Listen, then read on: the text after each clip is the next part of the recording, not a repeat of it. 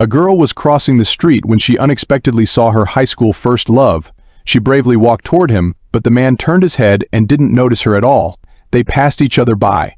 After 4 years of longing, the girl couldn't help but look back, only to find that there was already someone else by his side. 4 years of blessings. Their classmates nearby also clap and cheer for the two. And he's a full-fledged rich second generation. Left.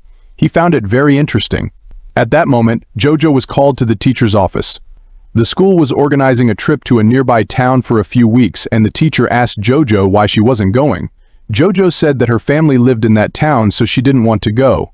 Then the teacher asked Jojo why she wasn't eating in the cafeteria. Jojo replied, and worked part-time at night. She was currently staying with her aunt's family, where she faced constant difficulties and bullying from her aunt and cousin. Despite all this, Jojo could only silently endure. Meanwhile, Sun Oh was waiting at the school field for his old friend Hai Young, whom he hadn't seen in years. Hai Young left. At that moment, the sky began to change.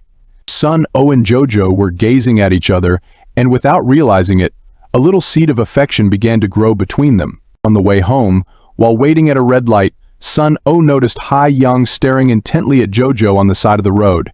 He immediately told his assistant to follow her, saying that she was the girl Hai Young liked. Sun Oh asked Hai Young if he liked her, but Hai Young replied that he didn't. When they followed Jojo home, Hai Young got out of the car angrily. Sun Oh walked up to him and Hai Young told him that Sun Oh had a boyfriend. Sun Oh casually responded, "So what?" All the burdens she had to bear. Jojo's boyfriend, Marks, invited her to the internet cafe to play games. To save money, Jojo hid out to Marks that she was there. Jojo gave him a sharp look, thinking, "If I go to the internet..." When she turned around, she saw it was him again and asked why. Sun Oh, in turn, asked her why she hadn't gone home either. He then took out his phone. Unexpectedly, Sun Oh led the girl into a small alley and without hesitation bluntly said something asking her for a kiss. Jojo immediately told him his behavior was strange and turned to leave. Sun Oh grabbed her, asking why she was working part-time.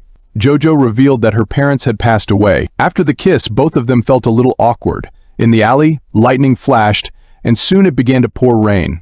Jojo pulled Sun Oh under a bus stop shelter to avoid the rain, and they smiled looking at each other. When Jojo returned to her aunt's grocery store, her aunt remarked that because of her lateness, she had lost 90,000 won. Her aunt mentioned that her mother had already owed a lot of debt, and Jojo had been working for 11 years but had only managed to pay off half of it. Her aunt then turned away, visibly upset. Distracted by Marks' situation, Jojo went to class, feeling uneasy. Her classmates started whispering and pointing at her, making her anxious. When she checked her phone, she was shocked someone had taken a picture of her kissing Sun Oh and posted it on the school forum. During the break, Jojo's boyfriend received a photo, became furious, and stormed into Sun Oh's classroom, giving him a hard beating. Hai Young tried to step in and stop it, but Sun Oh held him back, saying that this beating was inevitable. Afterwards, Hai Young mocked Sun Oh, saying it was the first time he had seen Sun Oh willingly get beaten up over a girl, which showed that he must really like Jojo.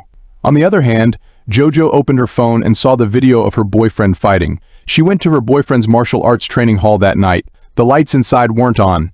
Her boyfriend guessed what Jojo was there to say and immediately said he would act like nothing had happened. Jojo then took out her phone and opened the Love Bell app, which showed that no one within 10 meters liked her. He said to her that he didn't truly love her. Back in the classroom, her classmates continued to gossip about her. Suddenly, Sun Oh appeared and took her hand, saying, "Let's get some fresh air." He grabbed her soft hand and walked out of the classroom, causing the other students to giggle. As they left, Jojo suddenly stopped, gave Sun Oh a fierce look, and confidently pulled him back, taking control as they walked away hand in hand, leaving the students murmuring behind them. Outside the building, Jojo wanted to know if Sun Oh was just playing with her, so she opened her Love Bell app, only to find that no one nearby liked her. Disappointed, she turned to leave, but Sun Oh quickly stopped her and explained that he had turned off his app. To prove their feelings for each other, Sun Oh led her to an open basketball court. Both of them turned on their Love Bell apps at the same time, and Jojo's phone soon received a signal from Sun Oh's Love Bell. Just as Sun Oh was about to check Jojo's phone, Hai Young, standing in the distance, saw her screen and, understanding the situation, quietly walked away. During lunchtime, Sun Oh went to the cafeteria and approached Jojo's cousin. She thought he was there to ask for her number, but instead, Sun Oh asked for Jojo's number. Jojo was sitting on a bench at school, eating bread, when she suddenly received a text from Sun Remembering the heart-pounding moment when Sun O rang her love bell that morning, she couldn't believe that happiness had arrived so suddenly. Sun O slowly approached her and asked why she hadn't replied to his message. Embarrassed, Jojo ran away, and Sun O couldn't help but laugh as he watched her small figure disappear. That evening, Sun O went to pick Jojo up after work, accompanying her on the bus and walking with her, chatting along the way. Sun O wanted to confirm if her love bell had rung during the day. After some persistence, Jojo finally opened the app, and both of their love bells rang at the same time. Overjoyed, Sun O held her hand like an excited child. They expressed their true love and officially became a couple. After school, they strolled down the leaf-covered paths, chatting about things that interested them. Sun O stopped suddenly, turned around and kissed Jojo, leaving the shy girl flustered. Sun O then said, "I hope this moment will stay beautiful forever. You can't leave me, no matter what." He then hugged her tightly. After Sun O walked Jojo home, he watched her leave. Just then, Jojo's cousin Gulmi appeared behind Sun O and said, "I have something to tell you." It is revealed Jojo secretly ate expired food every day. Jojo always had a smile on her face and never acted pitiful in front of her wealthy boyfriend. However, Sun O found out that she often hid on the playground to eat expired seaweed rice rolls while the other students went to the cafeteria for hot meals. He decided to do something about it. The next day, he had the school's homeroom teacher give her a meal card, solving the problem while preserving her dignity. The teacher advised Jojo to eat properly and stop dieting. He also reminded her to prepare for the school's upcoming trip. Jojo smiled and left.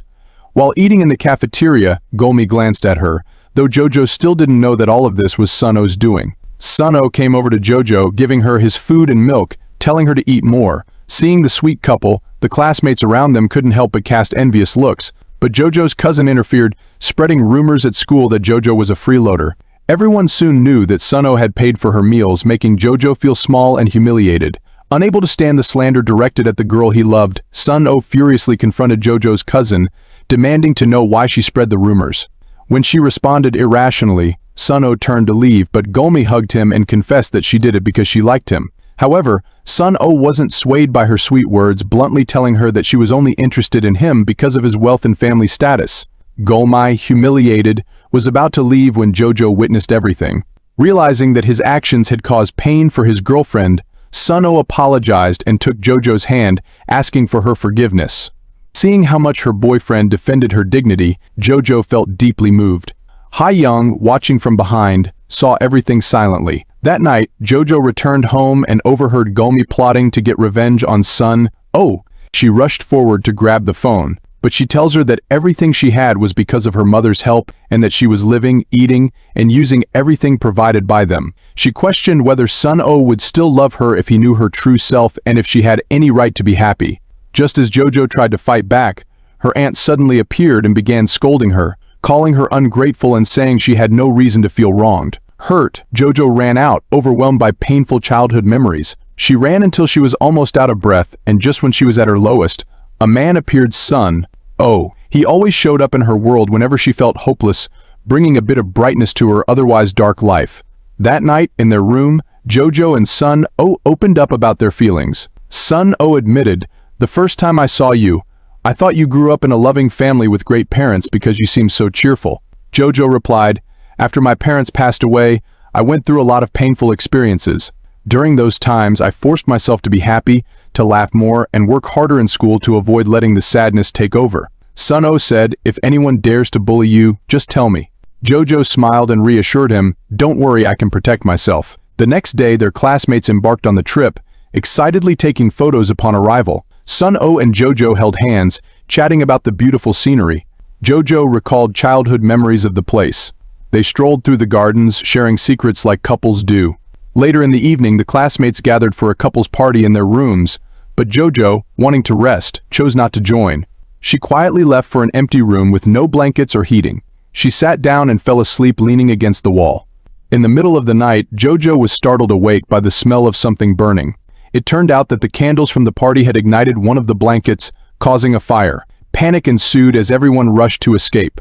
Jojo arrived just in time to witness the chaos, and the sight of the fire triggered memories of her parents' tragic death. Terrified, she ran to the window, pounding on it in a daze. Marks, one of her